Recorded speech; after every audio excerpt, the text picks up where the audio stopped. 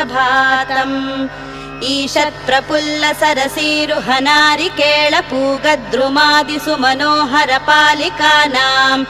अवाति मन्दमनिलः सह दिव्यगन्धैः श्रीशिवगणाधिप विभो तव सुप्रभातम् उन्मील्य नेत्रयुगमुत्तम पञ्जरस्था पात्रावशिष्टकदलीफलपायसानि भुक्त्वा सलीलमथ केळिशुकाः पठन्ति श्रीविनायकस्वामी विभो तव सुप्रभातम् तन्त्री प्रकर्ष मधुरस्वनया विपञ्च्य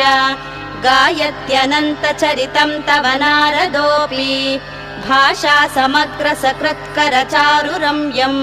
श्रीविघ्नेश्वर देव विभो तव सुप्रभातम्